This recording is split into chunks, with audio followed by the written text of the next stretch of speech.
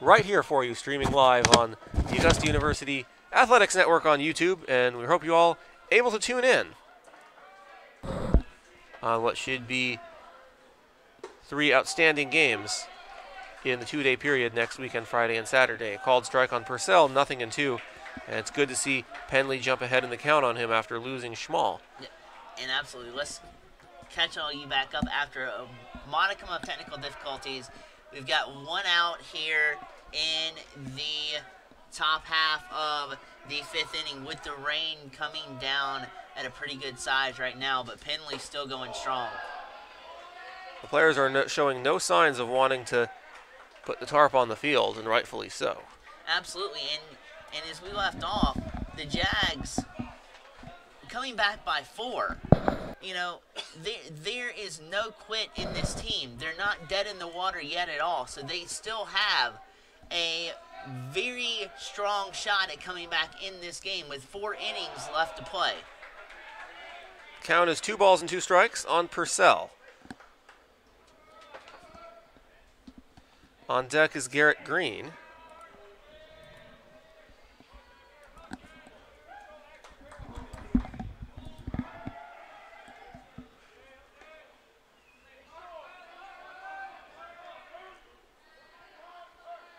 And here's the 2-2 pitch. And that's going to be grounded to the left side. Wagner backhands, throws to third. Nobody was covering. Everybody's safe. Advance all the runners 90 feet. Womack scores from third. Maddox to third. And Schmall to second. And Purcell safe at first. We'll see how they roll. That's going to be ruled a base hit as a result of the failed fielder's choice. And it's now 3-1. And Garrett Green will come up and the bases remain loaded here in the 5th.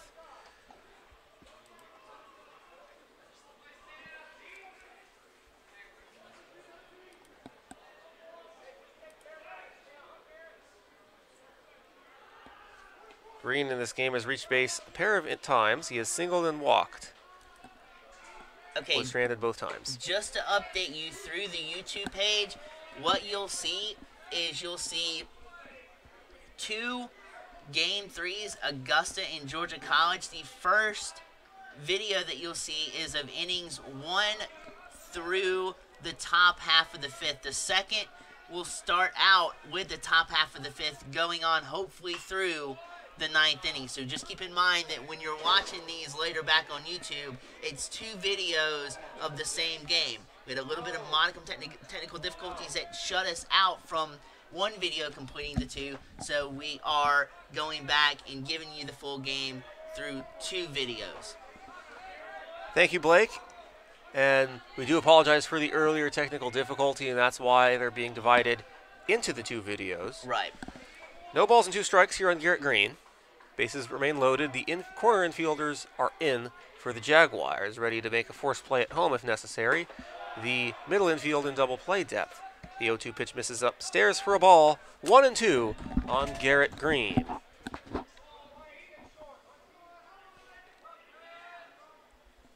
Trying to play through the rain here. So as I understand it, 2 hours west of us on I-20 in Atlanta, the Braves not so lucky with the weather. They have postponed their game today with the Mets at SunTrust Park. Popped up foul territory. Not Maddox, Alford. The catcher makes the catch for out number 2. Not a productive out if you're the Bobcats. Not at all. And, you know, in this situation, you always like to try to get 2, but that may actually work better for the Jags just to get the 1 there, because now for Penley, he can reset and pitch with, even though the bases are still juiced, it's almost like now he's got a fresh set under him and there's not that much pressure to him. So especially with 2 outs, the bases loaded instance that's on the diamond right now, he can block that out and pitch like there's nobody on base. That pitch misses for a ball, 1-0, although you cannot afford to absolutely walk and a run. Absolutely, but still, it's the mentality of versus 1 to 2 outs, because it's almost like you're putting more pressure on yourself trying to get 2 off of 1 pitch to get a double play than you would to set back and go into a completely new count and a new batter just trying to get 1 out. 2 balls, no strikes to Haller. He's flown out and walked in this game. Drew a 4-pitch walk back in the second to load the bases. That was an inning in which the Bobcats had the bases loaded and scored 0 runs. The 2-0 pitch misses inside. It's 3-0. Penley once again struggling to find the strike zone. He's already walked Haller once in this game on 4 pitches and is a ball away from doing so again here in the 5th. And also a ball away from walking in a run. And you'd have to think that if Penley is unable to get Haller, this might be it for him. We'll soon see.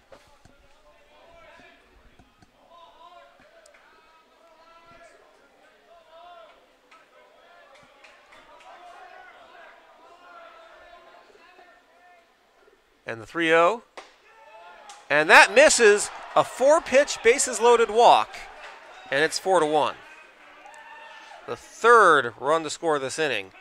And this will be the 9th hitter to come to the plate this inning. The Bobcats began the inning with the top of the order, and they will see hitters 1 through 9 come to the plate. Yeah, you may not think discipline is a huge factor in the game of baseball, but right there, the discipline produces another run for Georgia College. So all facets on offense are flying with high colors today.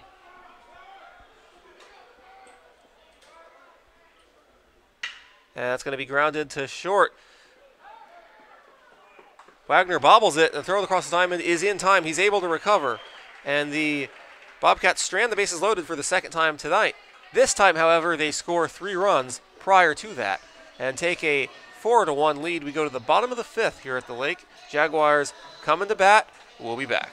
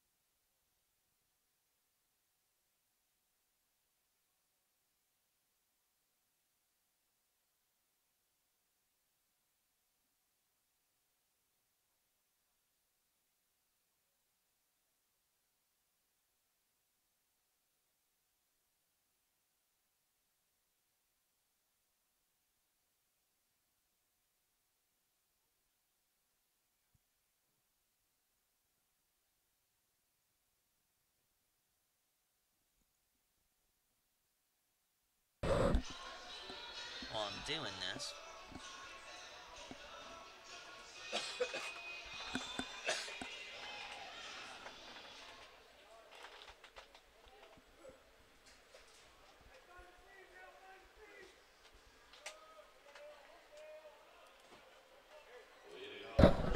Welcome back to the Lake. Bottom of the 5th, Jaguars trail 4-1, looking to answer after losing the lead in the top of the inning, surrendering 3 runs. And it will be Ty Hobbs leading things off for Augusta University. He's the number 9 hitter. He grounded out to end the bottom of the 2nd, his first time up in a fielder's choice play. He looks at a ball 1-0 on the pitch by Kamek. The 1-0, swing and a miss, 1-1. Hobbs will be followed by Bill Ardello and then Roberts. In the top half of this inning, we saw the Bobcats bat around. Hitters 1 through 9. And swing and a miss, 1 and 2. And the top of the 6th, it'll be the 4th time in this game where we see the Bobcats start an inning with the top of the order. So in a sense, the pattern is continuing still that we talked about earlier to a degree. And Hobbs is called out on strikes. He does not like the call. As he takes a look back before headed back to the dugout for out number 1. Here's Bill Ardello as we're back to the top of the Jaguars order.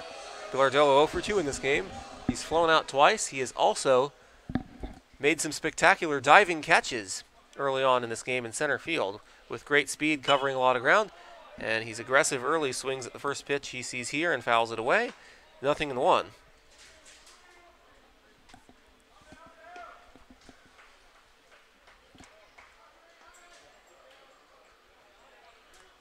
And now the 0-1.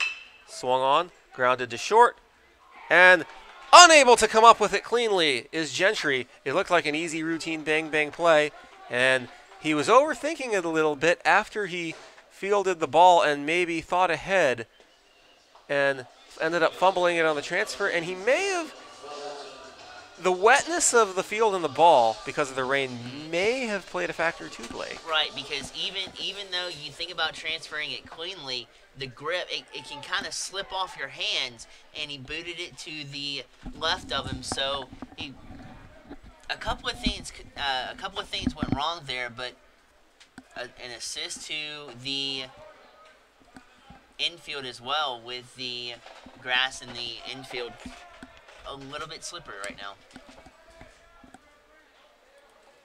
Gentry may have also slipped, although it didn't appear so from where we are. And balance will certainly play a factor for players in this game. 2 balls, no strikes on Robertson.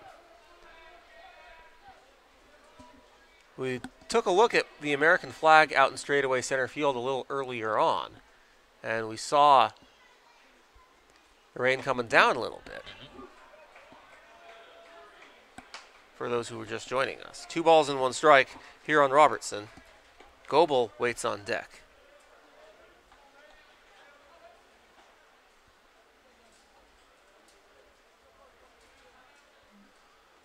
And the 2-1 popped up left field. And the catch is made. That's out number 2. He brought his hands in gorgeously, but in doing so, he cracked the ball off of the end of the bat. Still had enough strength to fly out into left field, but just not enough to get it in for a base hit. So here's Zach Goebel, 1 for 2, a single and a fly out in this game. Because the grounder hit by Bill Ardello is ruled an error by Gentry, and rightfully so. If the Jaguars, as the first pitch hits Goebel in the back, and that puts 2 on with 2 outs for Harrison Moore. Because there are also 2 outs in the air already in this game, in this inning, if the Jaguars put together a 2-out rally, any run they score will be unearned because of the error. Absolutely, and with that being said, you've got an arm warming in the Jags pen and an arm going at it in the Bobcat bullpen as well. Called strike on Harrison Moore, 0-1.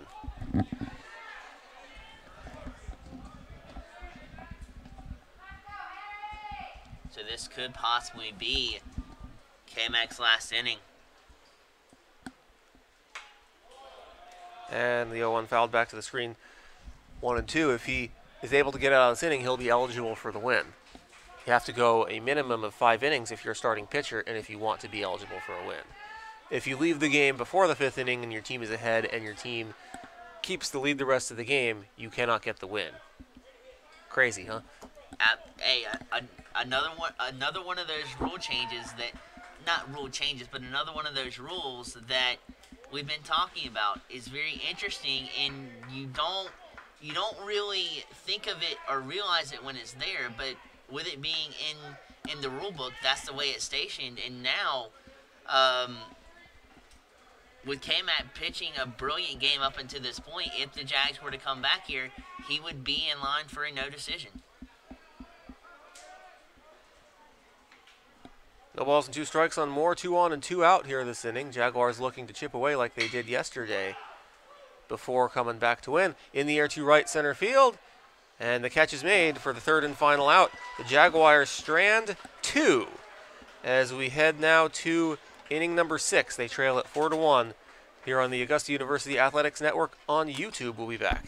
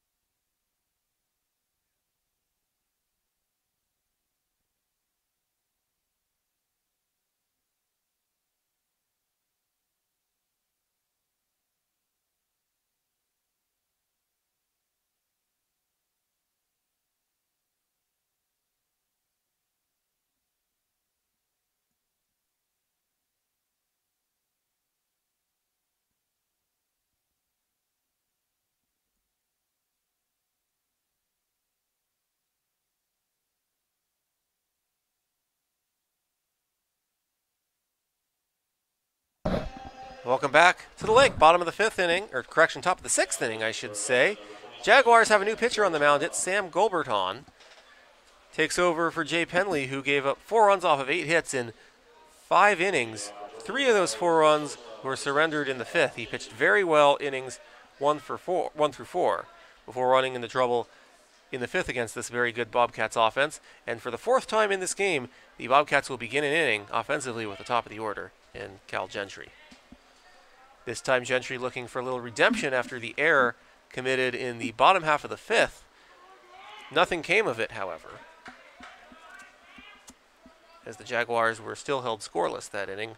0-1 on the called strike is the count on Gentry. Here's the 0-1 pitch on its way. He shows bunt. He gets it down, and it's a foul ball. Premium baseball strategy there, realizing that Gray was playing even at the bag, and at that point, try to drop down the bunt like he did and shoot it down the third base line. And with him being in the left-hander's batter's box, he has a step as opposed to being a right-hander out of the box, too. That would have helped him try to gallivant over to first base. Hard hit grounder off the glove at second of Robertson, off his glove. And that's an infield leadoff single by Gentry. And so far here in the 6th inning, the Bobcats picking up offensively right where they left off an inning ago when they batted around. And here is Matthew Miller. It was Miller, believe it or not, last inning who began the big inning after Gentry grounded out for the first out leading off. Miller followed with the first of 3 straight singles and 5 straight hitters reaching base safely, 4 singles and 1 walk, including Miller's single. It'll be followed by Womack and then Maddox. Miller called strike on the knees, 0-1.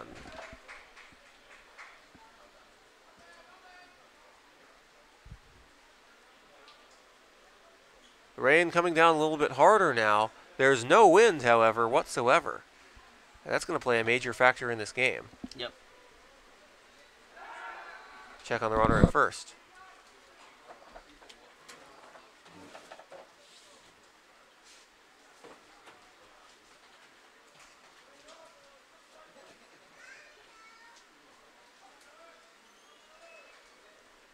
The 0-1 pitch, and that's going to get by Alford, and it's going to go all the way to the backstop. It's a wild pitch, and on his way to second is Gentry. And he's on second with nobody out still here in the 6th inning.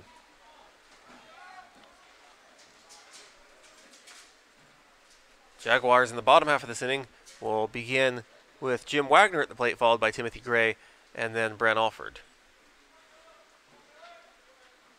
Wagner this game 0 for 2 with a pair of strikeouts.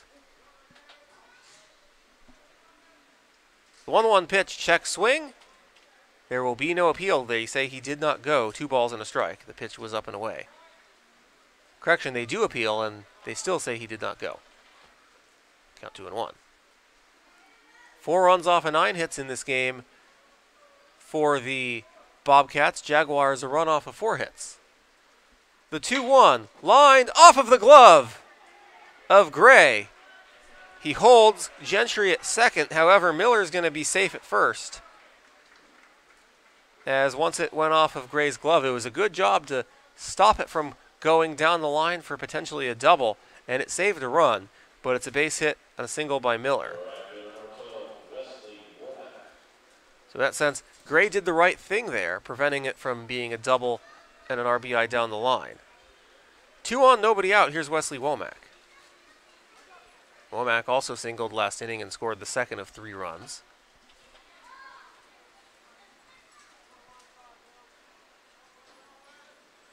We are already through 5 in this game. And with it being 5 innings, that is enough to make it official if they decide to stop because of the rain. It's coming down a little bit harder now. But they want to keep playing, and rightfully so. Check on the runners.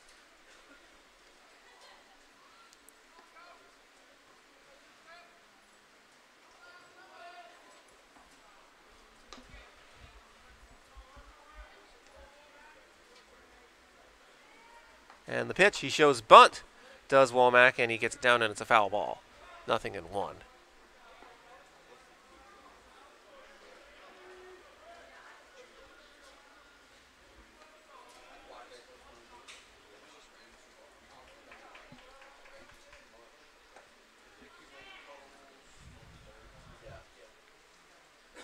Of a little mound visit is the first baseman, Ty Hobbs, will go and have a little word with Goberhan about the runners. Discussing the situation. No balls and a strike on Womack. 2 on and 1 out. Gentry on second after singling. And Miller on first after a single as well. Corner infielders in for the Jaguars in case of a bunt. Check on the runner at second once again. The fielders are not worrying about the runner of the Jaguars. They're just worried about the batter and being prepared to respond to a potential bunt by Womack. He showed bunt already and fouled one away in this at-bat. That's where we stand now with the count 0-1. Here's the 0-1 pitch. He shows bunt once again. This time he gets it down, and this is a fair ball. They're going to throw to first, and it's not in time. Everybody's safe. And it's a bunt single by Womack, and the bases are loaded with nobody out here in inning number 6. That was a good bunt, a bang-bang play. It was a hard bunt right back to Goberhan, but Womack with outstanding speed and just no chance for the Jaguars to make the play. They did everything they could to prepare for it, and were just unable to overcome Womack's speed. And now we're at the heart of the very good Bobcats lineup, and Logan Maddox coming up now, batting with nobody out and the bases loaded, and a golden opportunity for the Bearcats to blow this thing wide open. This game was tied at 1, the beginning of the 5th inning. And it was also a 1-0 Jaguar lead going into the 4th inning. And it's now 4-1 in favor of the Bobcats. In the 5th inning, the Bobcats at the bat with nobody out and the bases loaded, and a no-ball, 1-strike count on the cleanup hitter, Maddox.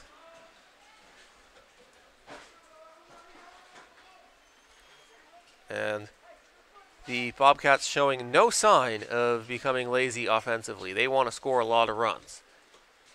The 0-1 pitch misses in the dirt. 1 ball and 1 strike.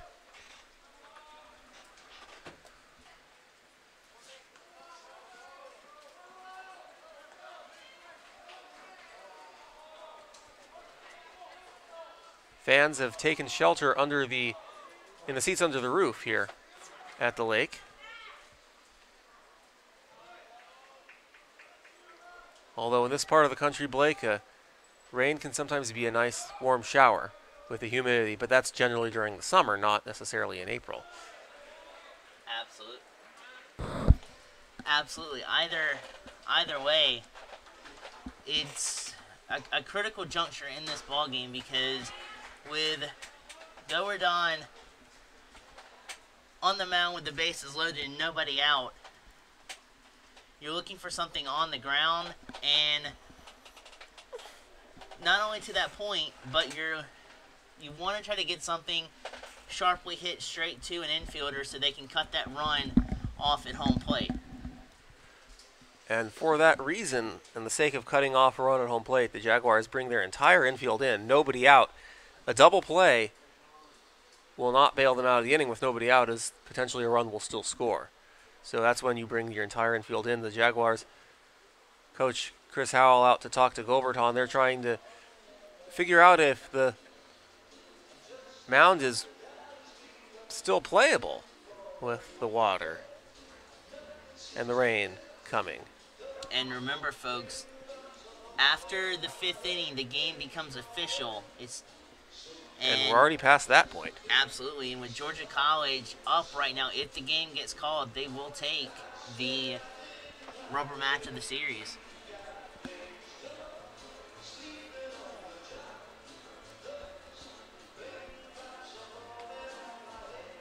And that's why another reason the Jaguars want to keep playing. Rightfully so. They're going to do a little work on the mound to make it a little more playable, as Gilberton having an issue with his cleats here on the mound. Yes. Something stuck in it. Sometimes the more traction you get and the more cleat you get in the dirt, the dirt can get stuck up in there and affect your playing and your stride, especially with a pitcher that is paramount, because you don't want anything Absolutely. to break the stride, because at that point, pitching it at that point, then you can misfire. There's a lot of things that can go wrong. Lots. So, and much less, the worst thing that can happen if you're the Jags right now is Gowardon getting injured. So you don't want that as well. But a good idea to bring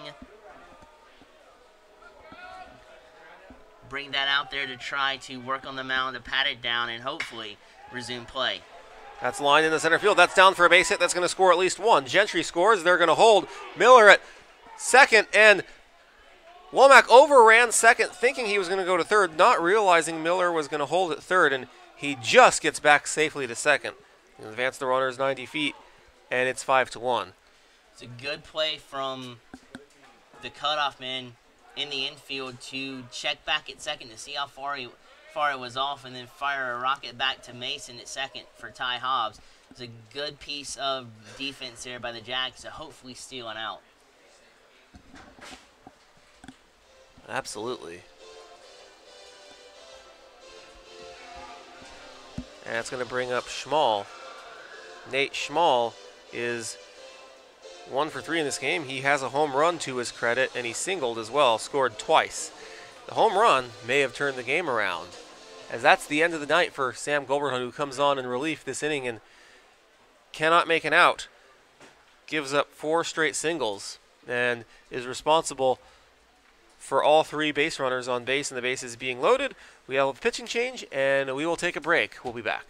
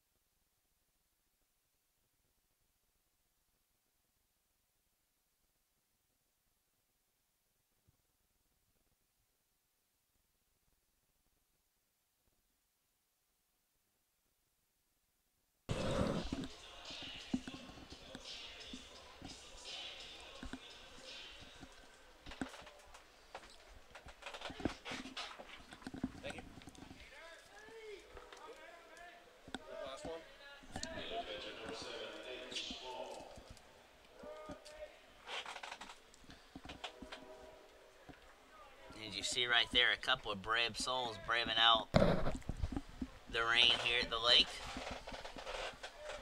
You can see some of the puddles that have formed in the concourse.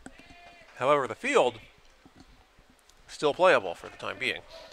Here is Nate Schmall. He's the first batter that Timothy Hagelston will face for the Jaguars. Correction, David Hagelston. The first pitch he sees is a fouled ball. 0-1.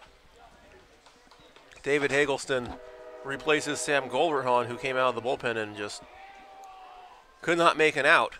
Gave up 4 straight singles, including a run, and is responsible for 3 runners on base. So statistically, his night's still not yet over. And it can only get worse, not better at this point. No balls and a strike on Schmall. And that's up the middle. That's a base hit. Miller will score. Around third, Womack. He's going to score as well. And on his way to third, Maddox. Runners at the corners, still nobody out. And it's 7-1. Bobcats, and now the Jaguars trying to get their bullpen continually ready as they're struggling to make outs now here. Hagelston got the ground ball. He wanted. The direction off the bat, though, was straight up the pipe and in between Wagner and Robertson. And as speedy as those guys are, they couldn't catch up to it. 3 runs scored this inning, all charged to Goldberthon, including the 2 that scored on that single by Schmall. Goldberthon is still responsible for the runner on third.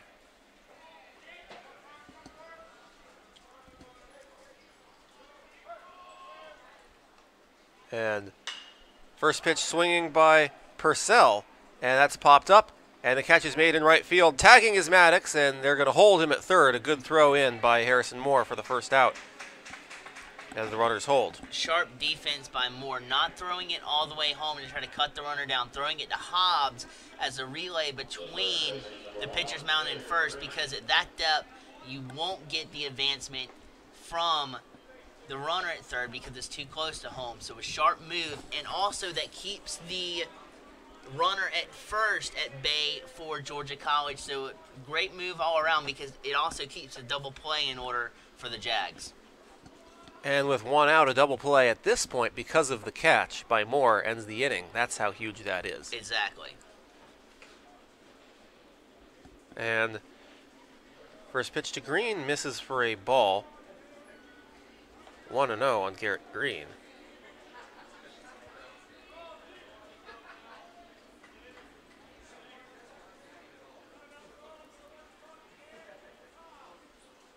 And now the 1-0. That's in the air to right field. Moore is there once again. He makes the catch. This time it should be deep enough, however. It was a little deeper than last time. Then the first out, and Maddox tags and comes in to score the 4th run of the inning. And it's 8-1, and that run also charged to Goldberthon. So now his night is over. He gives up 4 runs in not even a third of an inning of work and does not, based on that, he doesn't give up any outs. And that's really going to destroy his ERA. That's too bad. And the bad part about it is it goes up quickly, but it's harder to bring an ERA down than it is to elevate the ERA. That brings up Holler.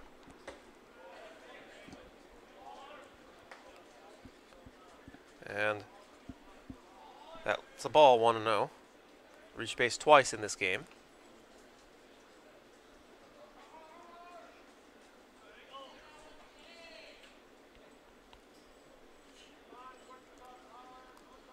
The 1-0 misses 2 balls and no strikes.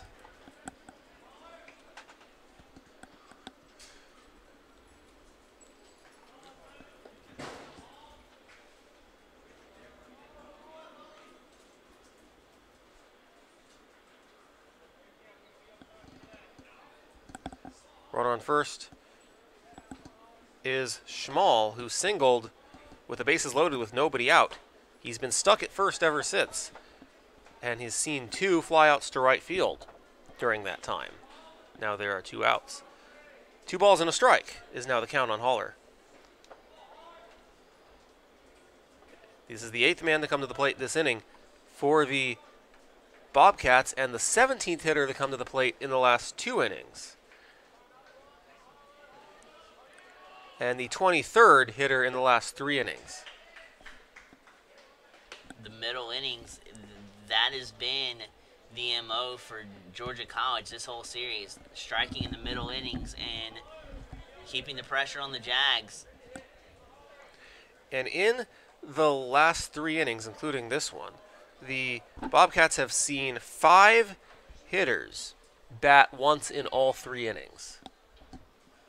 The 4th, 5th, and 6th. The 3-1 pitch, swing and a miss for strike 2. Throw down to second. Stealing second is Schmall. Nobody was covering, and Alford, as a result, throws it away into the outfield, and Schmall takes advantage and goes all the way to third on the throwing error by Alford. There was a little communication breakdown defensively there for the Jaguars.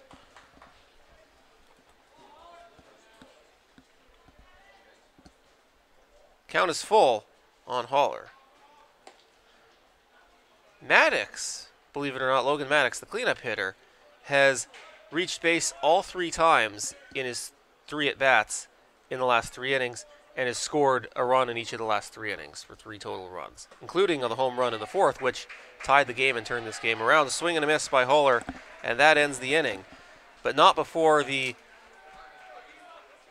Bobcats score 4 more runs and extend their lead to 8-1. The Jaguars coming to bat in the bottom of the 6th. We'll be back.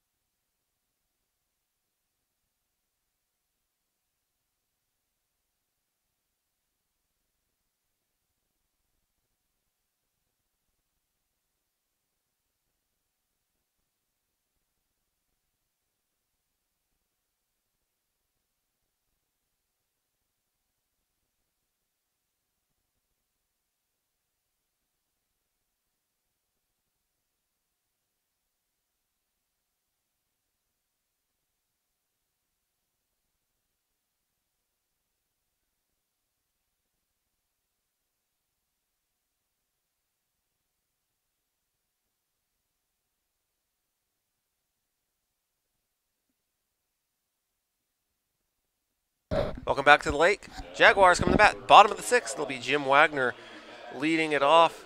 Jaguars trail at 8-1. They've given up a run in the 4th, 3 in the 5th, and 4 in the 6th. And that is what has put them in this hole. Jim Wagner 0 for 2 in this game, a pair of strikeouts.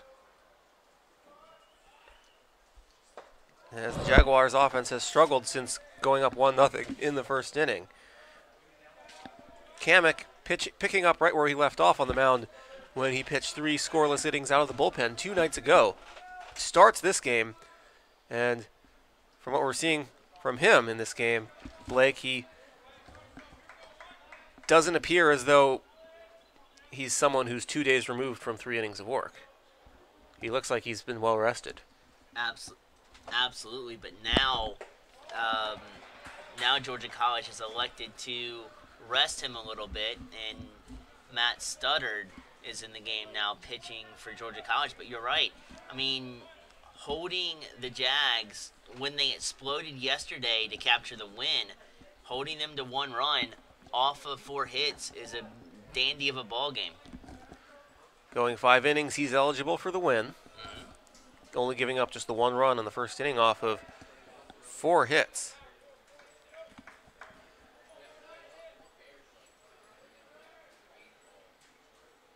And 4 hits only. And that's grounded the pitcher, and on first with an infield hit is Wagner to lead off the inning. Yeah, that was just an excuse me swing and another back to Studdard, and it actually conked off of his cleat and went back in front of him. Break for the Jags and a possible rally brewing here. Very possible.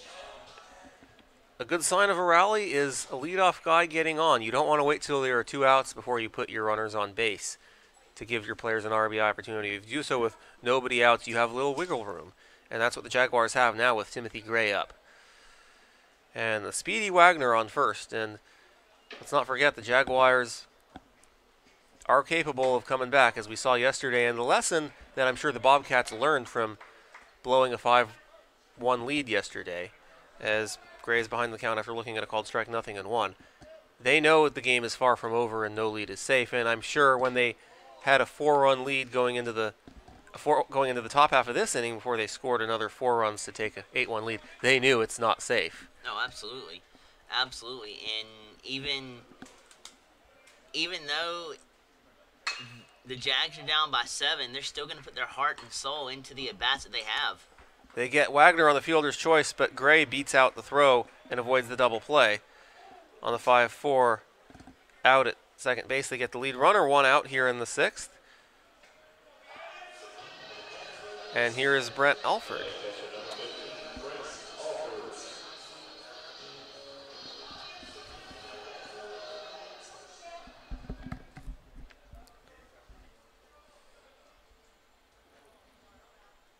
Alford has flown out and singled. He flew out and got an RBI on a sacrifice, or not an RBI, but he did get a sacrifice fly, which allowed Timothy Gray to go from 2nd to 3rd back in the 4th.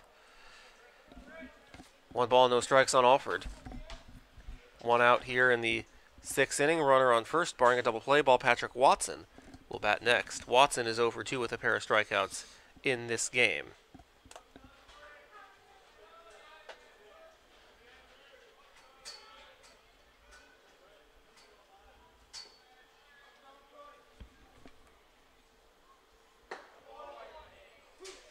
And a called strike, 0-1, or correction, the count now 1-1. Count even on Alford with 1 out. Aces are wild. 1 ball, 1 strike. 1 out, Blake, and a runner on first.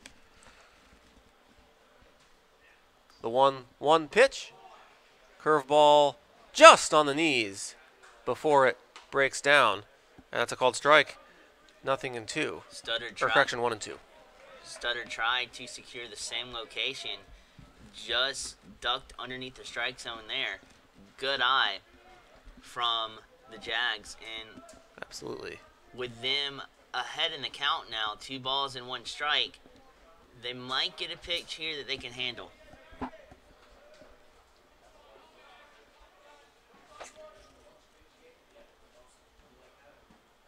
And the 2-1, swing and a miss. And down on strikes, Alford. That's out number 2. And now it's game time if the Jaguars want to get anything going this inning.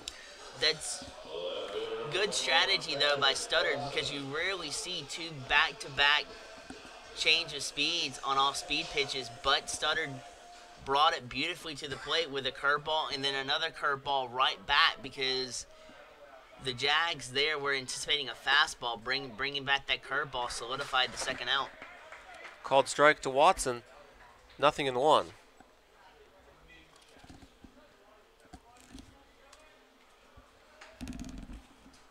Trying to hold Gray at first. The 0-1. Grounded to first. And an easy step on the bag for the first baseman, Miller. He was grounded right to where he was holding on the runner. And the Jaguars get nothing out of getting the leadoff guy on base. We go to the 7th. They trail it 8-1. We'll be back.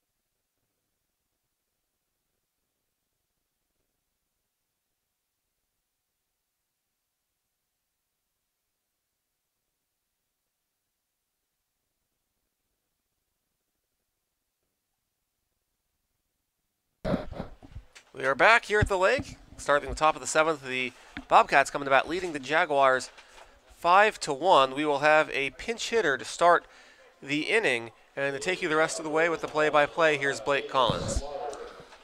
Thank you. Robert Hagelston came in and halted the bleeding in the top half of the 6th. He's back on the mound, back on the bump, looking to deliver a 1-2-3 inning for the Jags, and he starts off with a strike.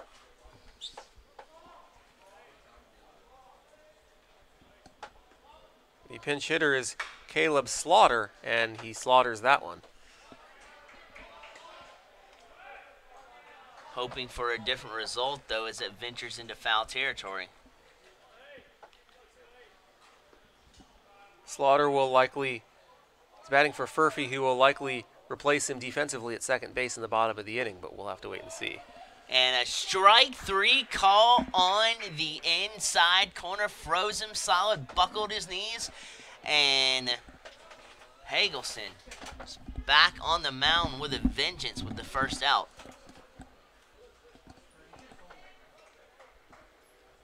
The shortstop, number 6, Cal Gentry.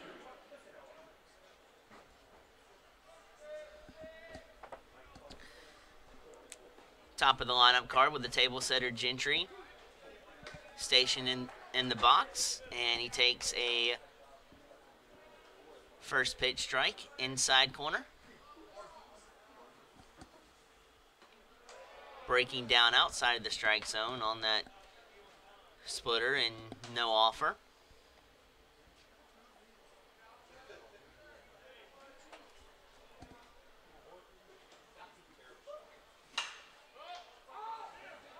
That pitch was headed into ball territory, but Gentry skies it out into foul territory over by third base, and the second out is collected.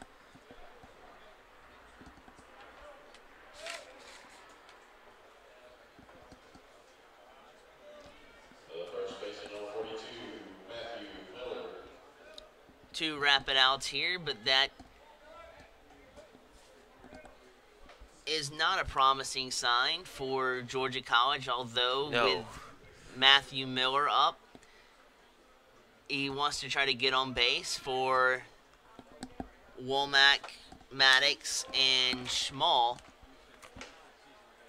if each of those guys can get on.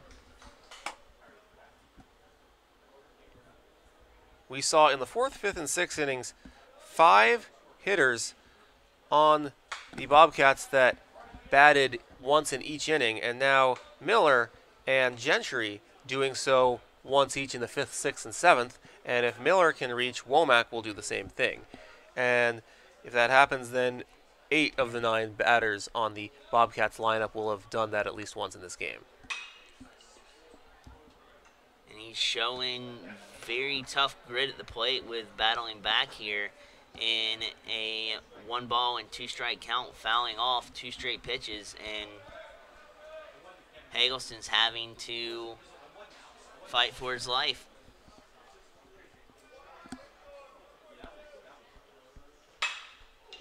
And that pitch is a rocket back under Hagelston's glove, and Miller sees first base cleanly, and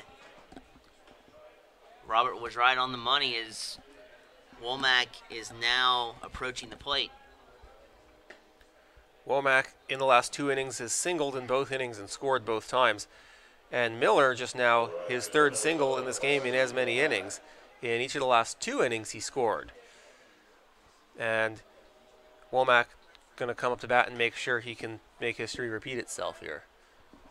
Already with trying to extend the inning with Maddox on deck now. Maddox homered in this game. And Hagelston meets Womack with a first pitch strike, breaking over the inside corner.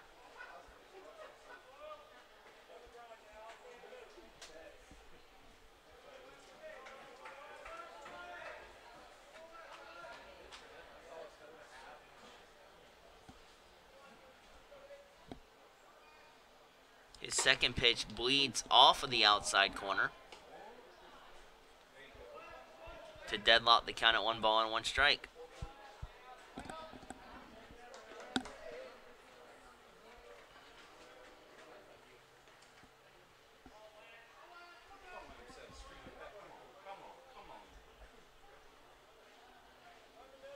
As Hagelston fires. Sinker with no offer to it. So Hagelston is trailing in the count, 2-balls and 1-strike.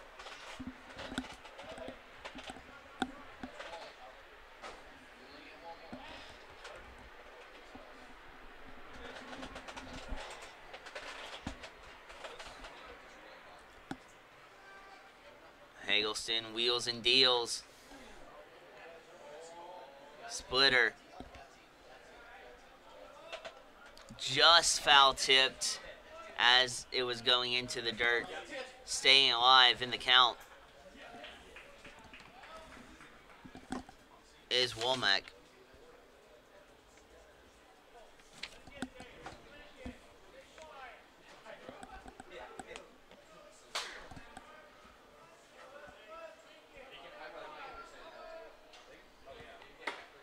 High cheese. Sit down, David Hagelston says, and that wraps up the top half of the 7th inning with no further damage induced by the Bobcats bats. We mosey right along to the 7th inning stretch, and the Jags roll right back around with their offense after the break.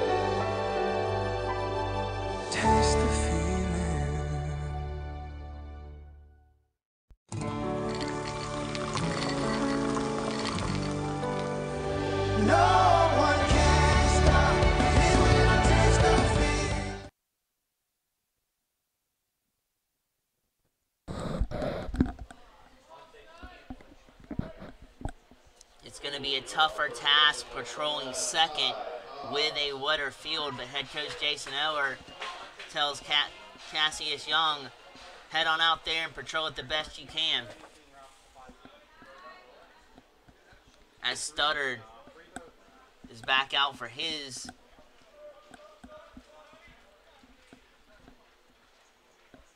work on the mound, and he delivers a ball.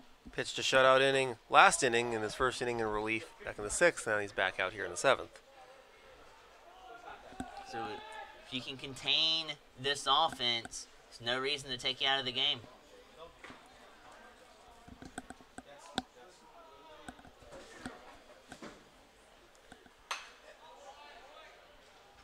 As Hobbs barrels one up but bleeds it foul.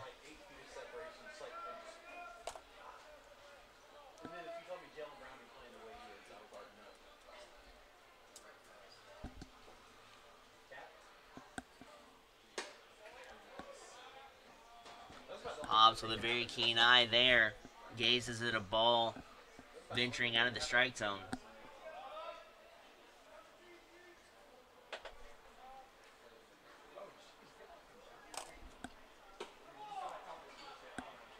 He's trying to snap over the outside corner but can't. Is Studdard. That's 2 straight balls out there to juice up the count at 3 balls and 2 strikes.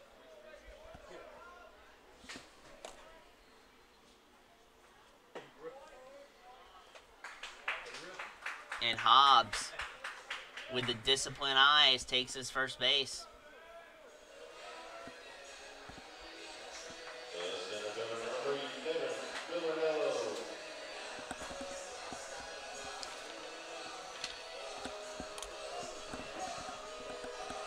And so now, the top half of the order in the speedster for the Jags, Devin Billardello, standing in. You want to see if you can punch one through the gaps here if you're Billardello. He's had the right idea there, but just swung through the baseball and contacted nothing but air.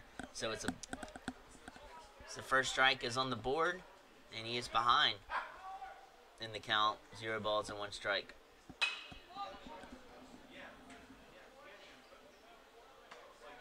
And that's tap foul over at the concourse.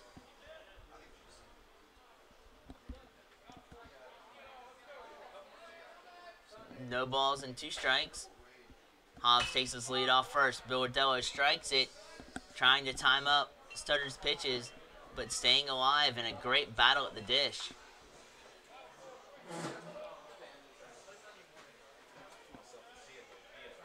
And with Billardello in protection mode, you don't want to take anything close.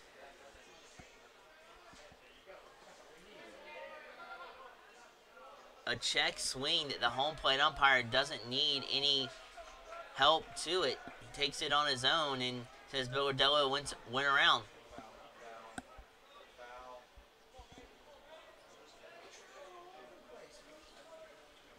As that will hand the bat off to Mason Robertson.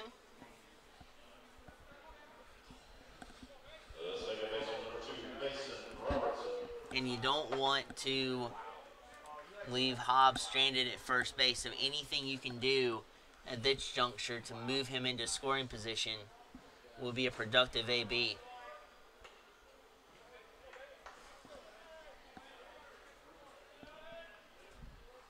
Because at this juncture, you just want to try to score 1 here to get yourself back in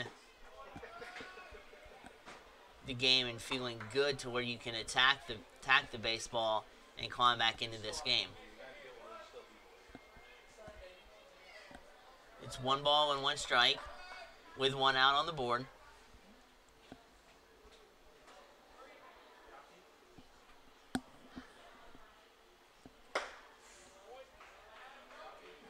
Ball high. So let's set the table for you.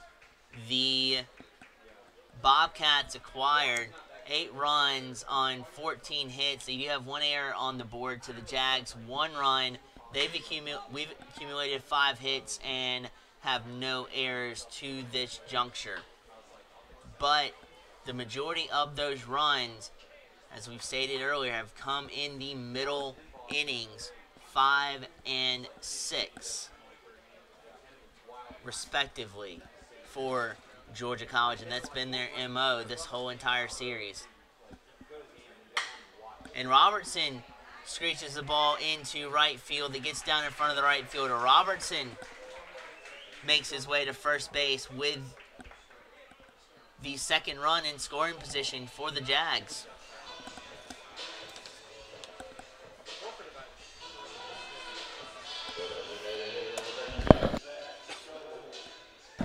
Robertson's first base hit since the first inning, where he came in to score the only run of the game so far for the Jaguars. That was a good, clean approach, too. Got the bat head around through the zone and just wrapped it around into right field. Didn't try to overpower it, just surfed it.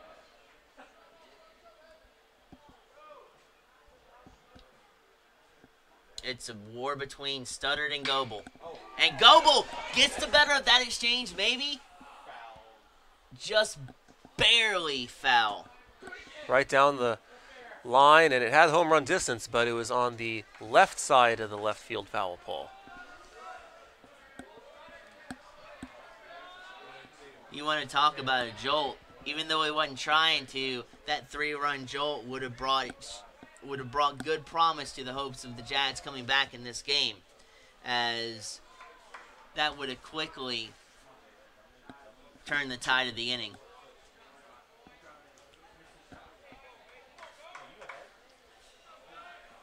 Goebel does not like what he sees out of Studdar's hands, so he lets that one fade into the dirt in the catcher's glove. So it is 1 ball and 1 strike. Studdard amps up a curveball there, squeezes it in on the outside corner.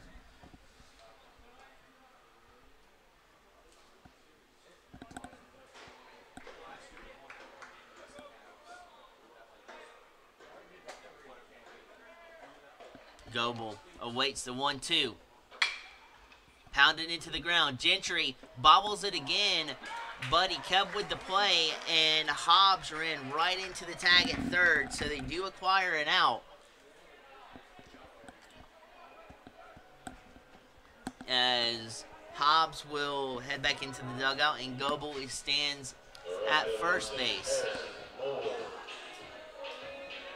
And that's one of those, Robert, that if Gentry stops, he might not have a play at third base, but when he bobbled, he kept going. No, and it probably worked out for the better for him in that sense. He's able to get the lead runner. Absolutely. So now, Harrison Moore stands in looking to counter-strike here and played some runs for the Jags. Down by 7.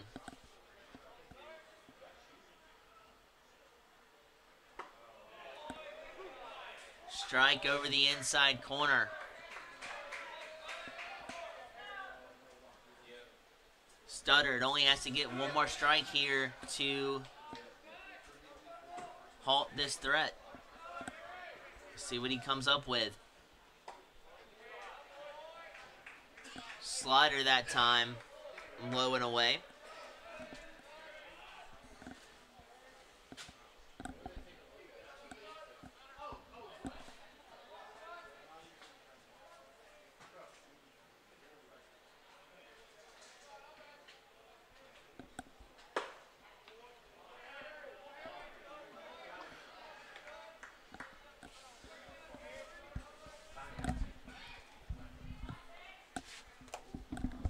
Moore is working the count back to an even count at 2 balls and 2 strikes.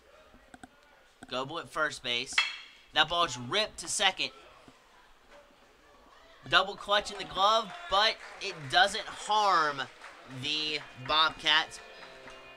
And it all as they wrap up the inning. But the first test for the newly implemented second baseman out there comes up very clean. And that'll wrap up the 7th inning. We're moving right along to the 8th inning. Still 8-1.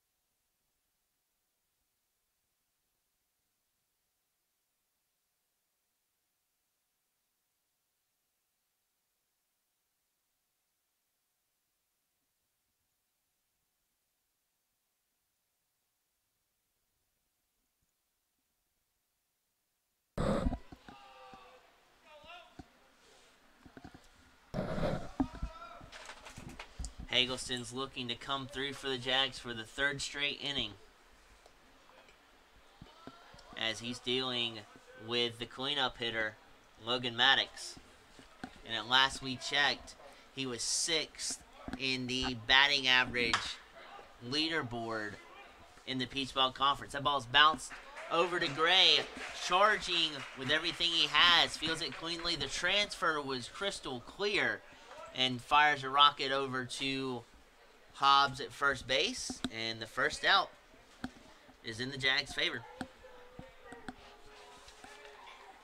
Attention number 7, Nate Small.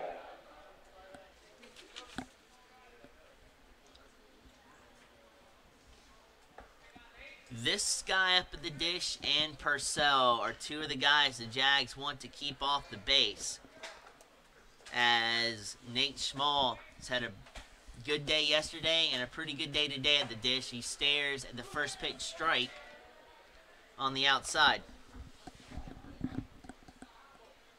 Oh, since the Jaguars had their struggles with the bullpen in the 5th inning the bullpen struggles were in the 6th inning after in the 5th inning, Jay Penley, the starter, ran into trouble. They've seemed to have figured out the issue since then. They pitched a scoreless 7th last inning, and first man retired here in the 8th.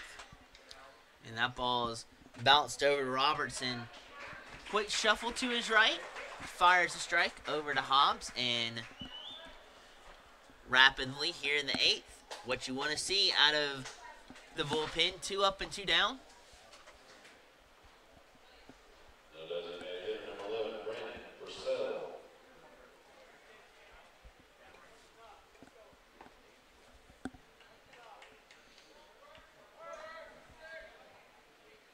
So you go from one hitter you want to keep off the base pads to a hitter that you need to keep off the base pads in Brandon Purcell, because you don't want his speed to be the benefactor of a run for Georgia College. You absolutely don't. He's the team leader going into this series in stolen bases. It's rare for a catcher and a designated hitter, and he's been both of those things this weekend.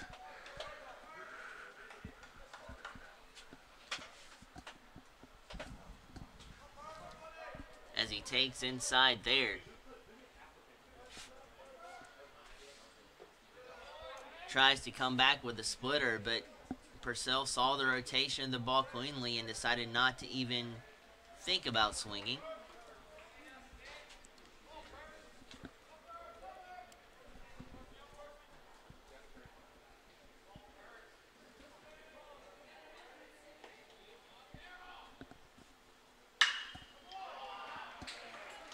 And that ball is grounded in the 5-6 gap. So Purcell persists, and he is on first base.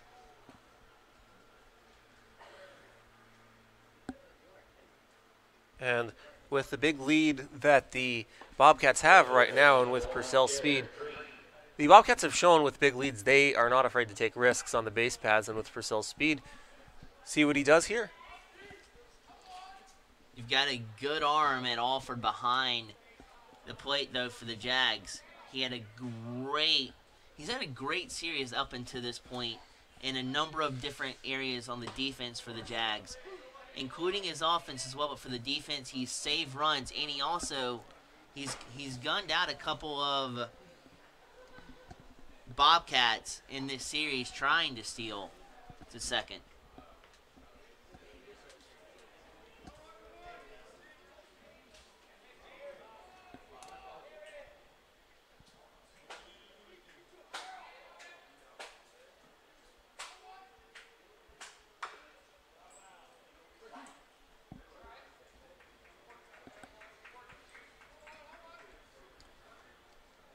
That right there was fouled, looked like off the cleat there of Garrett Green.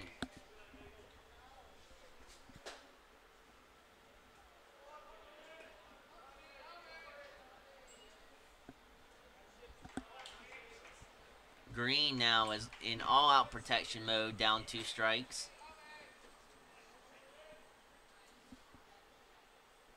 Outside corner's the target. Pitch it right where Alford sets up, and you get a ground ball to second base where Robertson does the rest and puts the close on the top half of the 8th. Jags down to their final 6. We'll see you on the other side.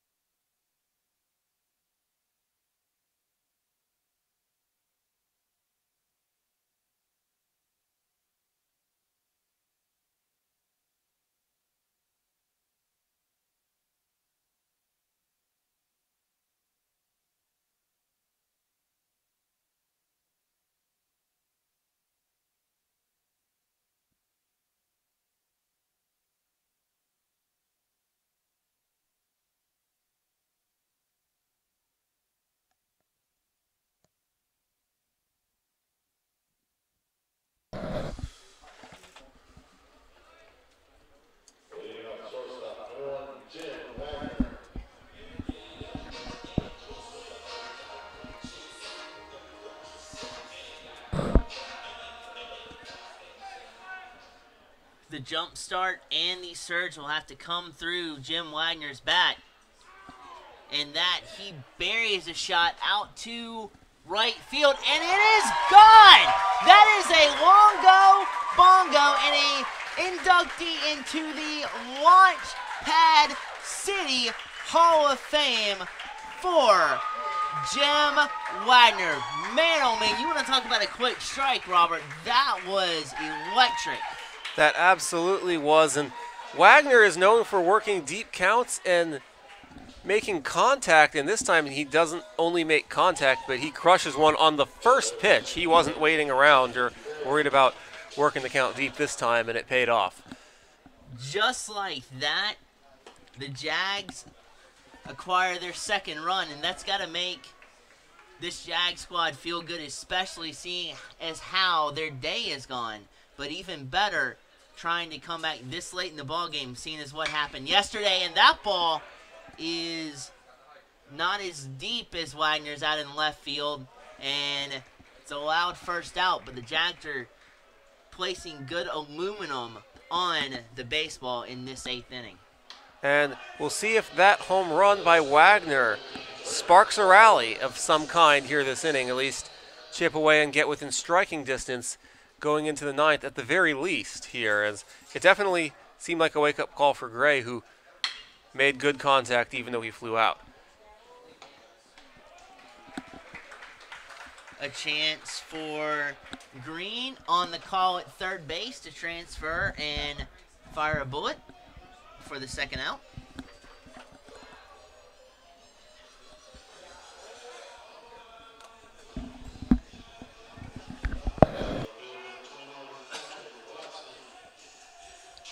Stuttered after that home run has not allowed that to affect his game and his psyche. Pitching to these last 2 hitters. We'll see if that affects him at all pitching here to Patrick Watson.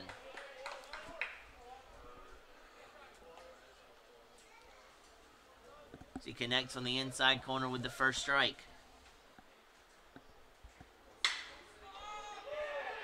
And that ball is squibbed out to left field. And a diving stab there by the left fielder, Brendan Holler. At the line, it would have been tough if he wouldn't have caught it to see whether it had been fair or foul, but it comes up in that glove of Holler, and it's the 3rd out of the inning. So a quick first launch strike by Wagner is the avenue of which the second run has come for the Jags. We're moving on into 9. We have seen the Jags come back for more than this year. Can they do it again? Well, first, they've got to contain this Bobcat offense. It's their last chance after the break.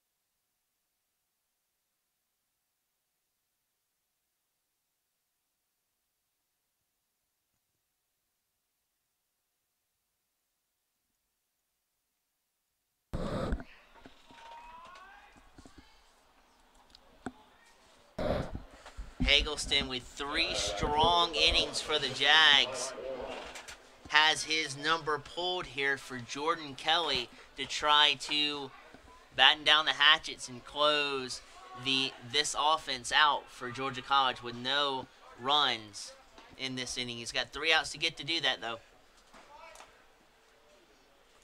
And first pitch, he pulls it a little bit and high and tight for ball number 1.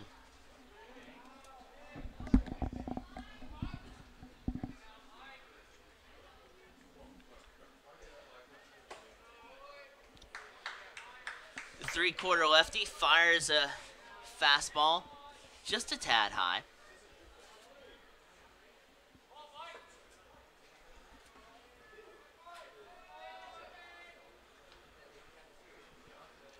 Kelly again fires. He's loving that higher part of the strike zone, but he can't find a strike.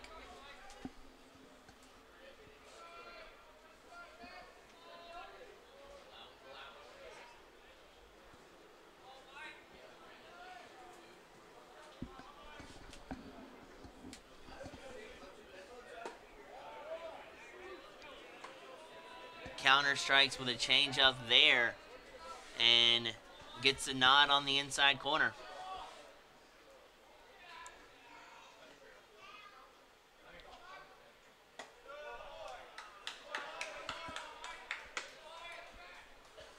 And not the way you want to start if you're Kelly here with a man on first.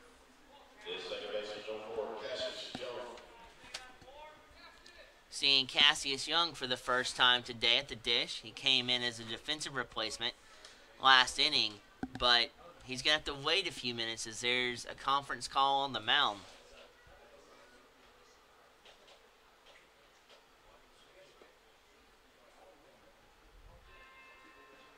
Well, we saw Haller draw a 4-pitch walk to start the inning, and so far we're Jaguars once again in a position where we're not seeing very many strikes get thrown right out of the gate to start an inning, and that always sparks a coach from the dugout. Absolutely. The Jags, after today's game, will head to Claflin University on Wednesday at a 6 o'clock start, and then, as that bunt is foul, as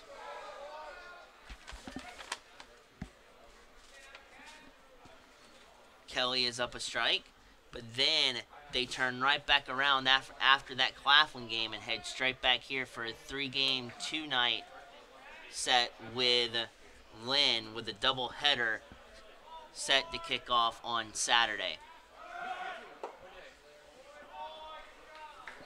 And straight steal from the Bobcats without a throw even being thought about by Alford with that ball being in the dirt.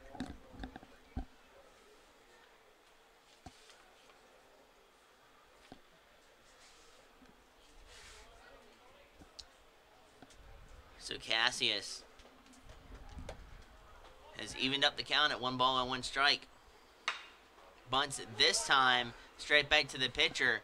Productive out is in the works as the Bobcats have a runner 90 feet from their 9th run on the day. Now the infield's going to creep in for the Jaguars. Down 6, they don't want it to get any worse. Trying to stay within striking distance as they go into their last, the 9th.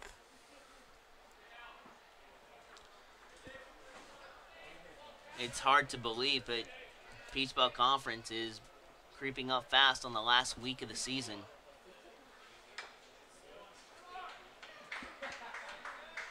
And it feels like it just started yesterday.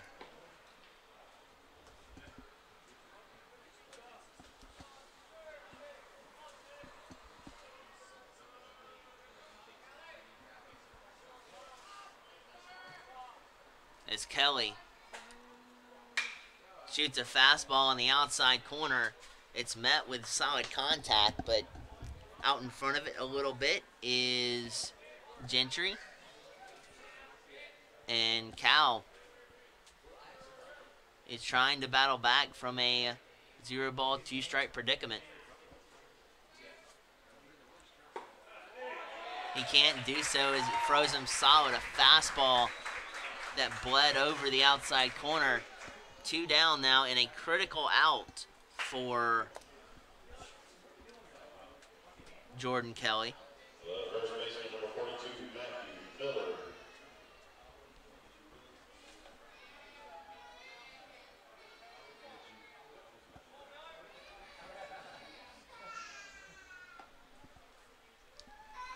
And now this is the guy you want to kind of end things off with and leave the heart of the order, 3, 4, and 5 guys chomping at the bits to get to the plate.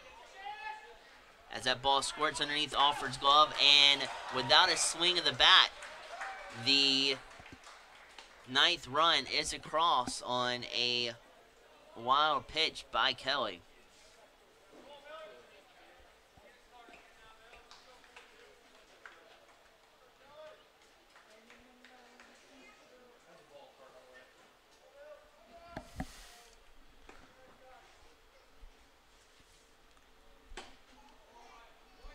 Kelly slings a fastball barely out of the strike zone there.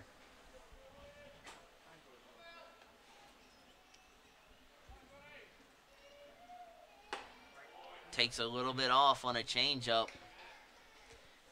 And Miller could not hold back.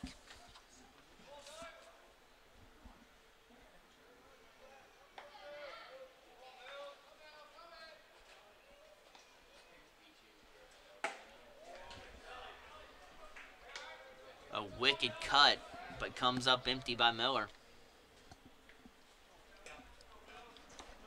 2 balls and 2 strikes. And 2 outs. Shoot with it. Deuces are wild. Absolutely. And that's roped and fisted into right field.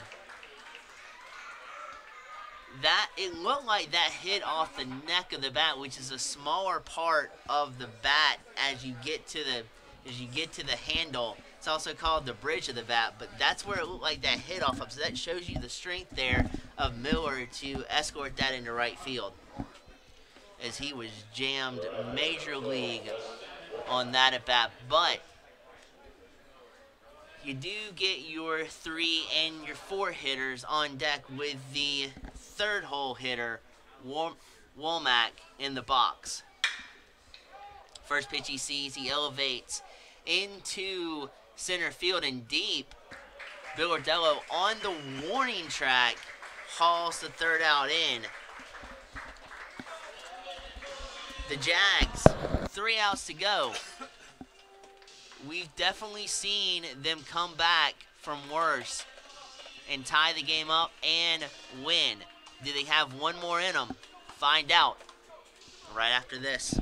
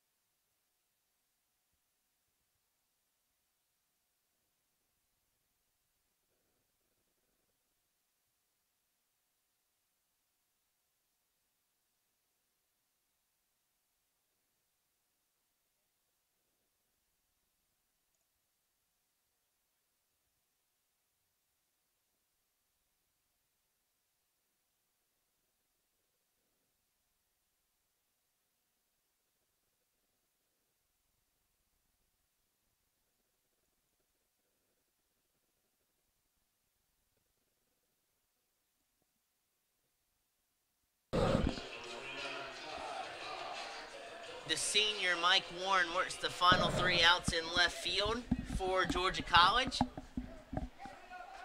As you've got Ty Hobbs, then and just as I say that, a light up the Christmas tree, Longo Bongo for Ty Hobbs, and you can add another inductee into the Launchpad City Hall of Fame, because Ty Hobbs just struck for the 3rd Jaguar run here this evening on not 1 home run today, but 2 from Ty Hobbs, and then last inning with Jim Wagner. That was a launch shot to kick this 9th inning off right for the Jags.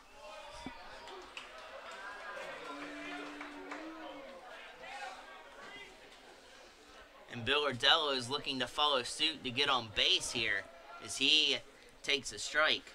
Back-to-back innings, the Jaguars lead off with a home run.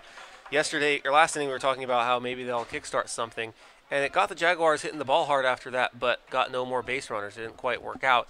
We'll see what happens here in the 9th. Absolutely.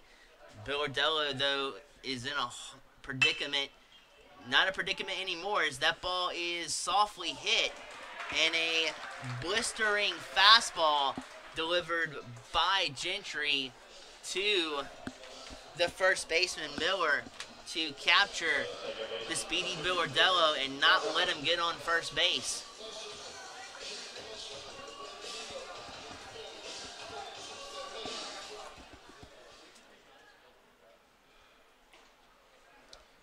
As Robertson is looking to walk aboard the base pads here.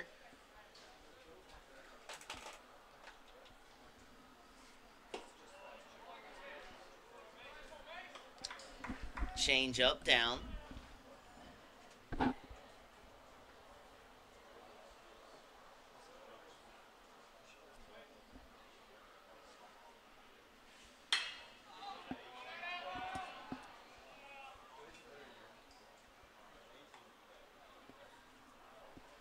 And that ball might see Millage Road action as it went behind the playground here at Lake Olmsted Stadium. May have rolled across the street and into Lake Olmsted itself. And with the rain coming down, it might float a while. Nothing wrong with that. Absolutely not.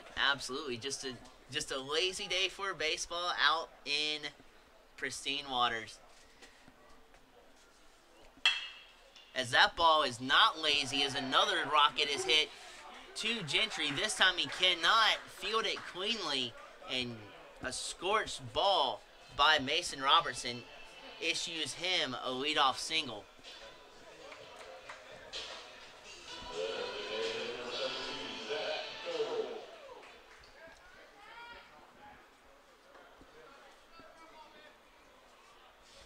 It passes the at-bat off to Zach Goebel to continue the threat.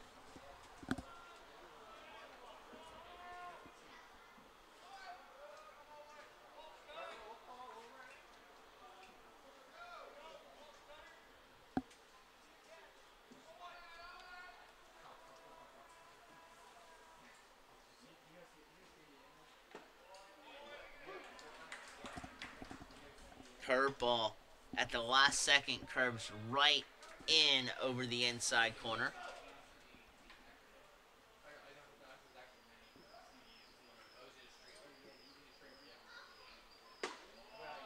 Tries it again. A little bit of a lower location, but the same result applies as Goebel's down 2 strikes.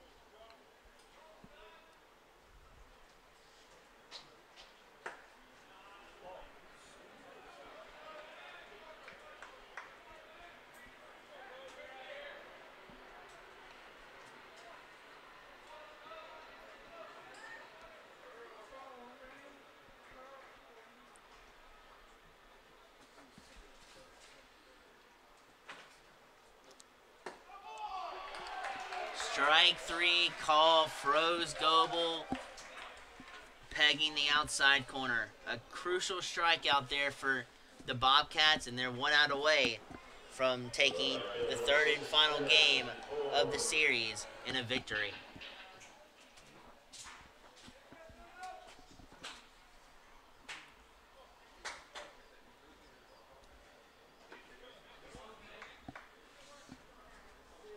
The last hope for the Jags comes by the way of Harrison Moore.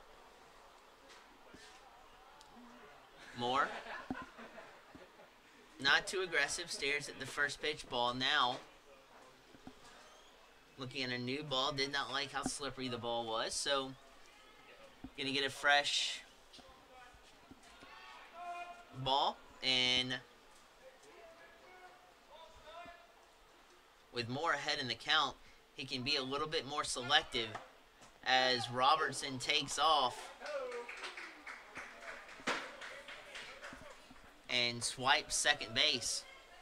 So the Jags now, offensive strategy-wise, doing everything they can to secure their 4th run with Robertson in scoring position.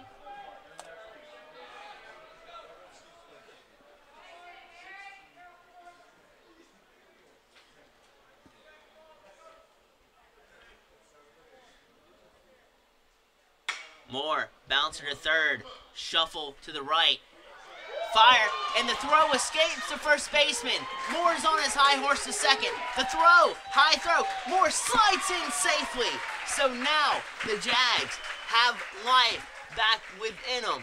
You've got their fourth run on the board from Robertson coming around, and on a high throw that escapes Gentry due to how wet the field is and the grip on the baseball, gives new life to this Jags offense.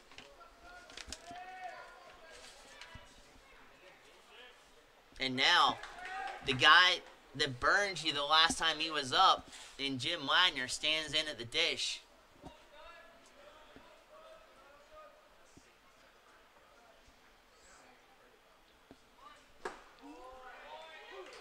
Fastball caters over the outside corner.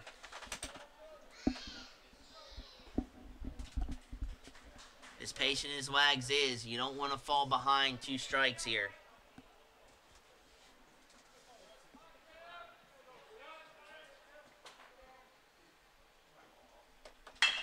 Ball's ripped into center field, a single. Moore's coming home. Moore's on his high horse. He is scoring.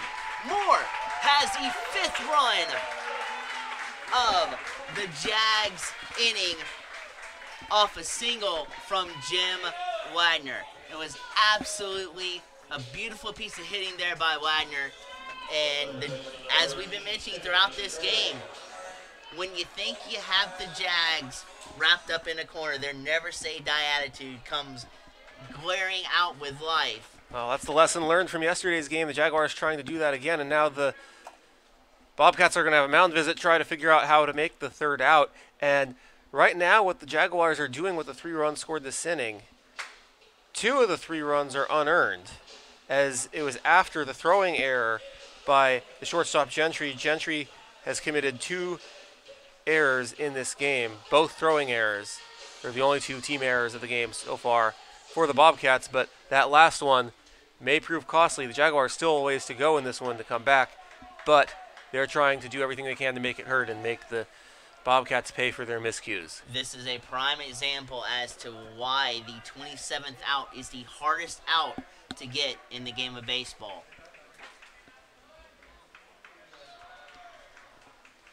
As the longer you are in the game, the harder and harder it is to get outs and throw strikes, make plays.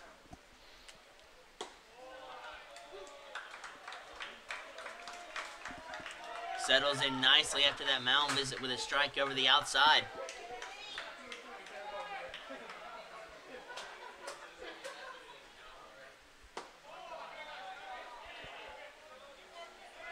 Just edges beyond the outside corner there, so even count as the rain comes down a wee tad harder.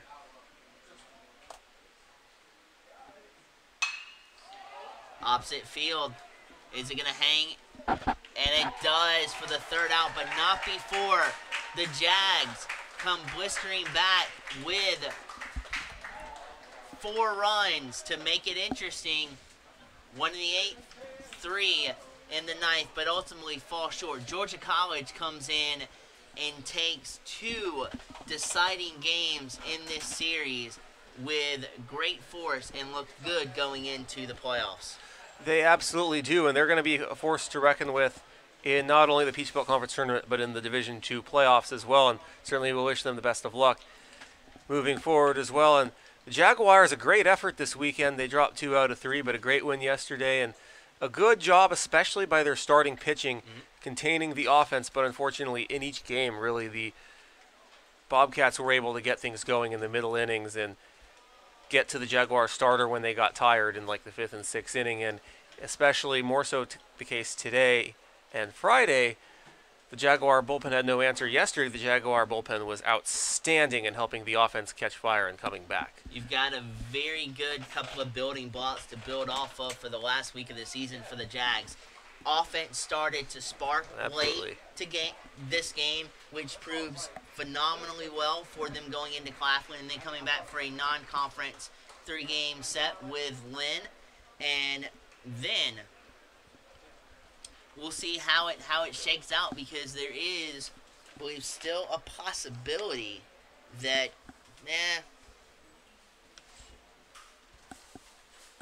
there's still a possibility that Georgia College is definitely going into the Peach Belt Conference.